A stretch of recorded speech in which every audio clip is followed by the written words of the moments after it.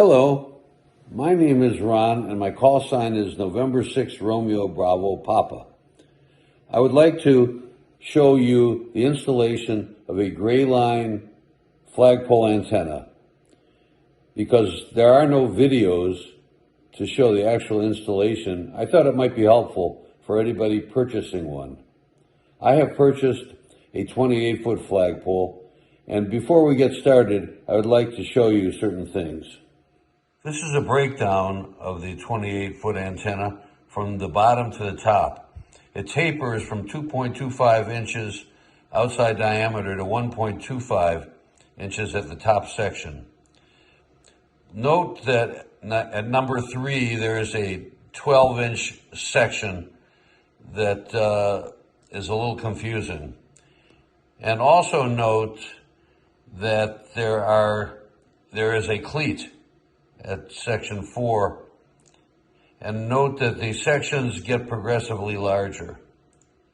Ladder line is used inside the antenna, and I'll describe how that is in a minute, but the ladder line is kept away from the side of the tubing using these spacers that are 3D printed, and 3 of them are provided. Also note that after section 1, there is a insulator from which the ladder line is inserted and exits after section 2, and then is attached in this way, one limb of the ladder line below and the other above, acting as a dipole. The one above should be marked very carefully and will come through the lower end into the center section of the SO239 or the positive section of a maxi choke. Here is the pole laying on the ground. We described this just before, and then coming up to the next section, I described this, and then on the other side, the connection to the tube above, and this is now not together, but we will go ahead and assemble this so that it's one long flagpole. These sections just fit into each other and are screwed together all the way up to the top, where we have the truck and rope to raise and lower the flagpole. Again, here's the base, section 1. First insulator with a slot through which the ladder line goes. Section 2. Second insulator with the circle through which the ladder line exits and is attached to section 2 and above section 3, which is very short. Very short. And then the rest of the sections are bolted together in such a way, and here is one before it has been bolted together. Here is the flagpole hoisted and fairly straight with the flag raised. And I will come in on it and show you the base.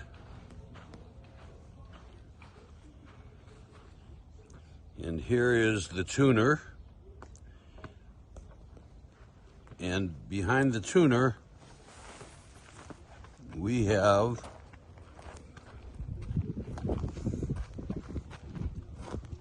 a lightning arrestor, and a maxi choke, and various other connections. Now the main coax that I used is called Berry Flex. It's like LMR 400, and this goes through this coag, which is 3/4 inch flexible PVC, and is buried beneath the ground all the way around my house, and comes into the house through the wall and is hooked up to my Yaesu FT710 transceiver. The way this remote tuner works is with a bias T, that's BIASTEE, which provides power going down the coax to activate the tuner. This should minimize loss from the feed line, hopefully.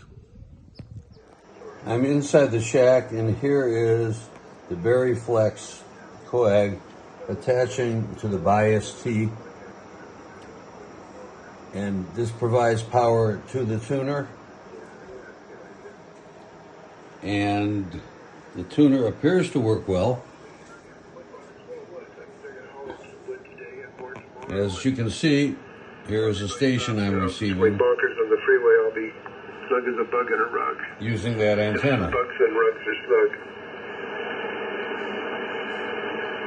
Copied everything. Yeah, hi. I'm testing a new flagpole antenna, and I just wondered how I'm coming through. Well, you're about an S7. Audio's a little light, probably about a 4. Okay, well, thank you. I appreciate it. What's your QTH? Good country, about 30 miles northwest of Los Angeles. Oh, okay. I'm in Calabasas, not far from you. Yeah, okay. Well, you're real light when you first came on. And I didn't catch the call, but... So basically, that's how we installed our Greyline flagpole antenna. My antenna was 28 feet in length. I used a remote tuner, an LDG 998 RT. You can use other tuners. And I used the Berry, BURY Flex coax for burial beneath the ground in 3/4 inch PVC conduit into my ham shack.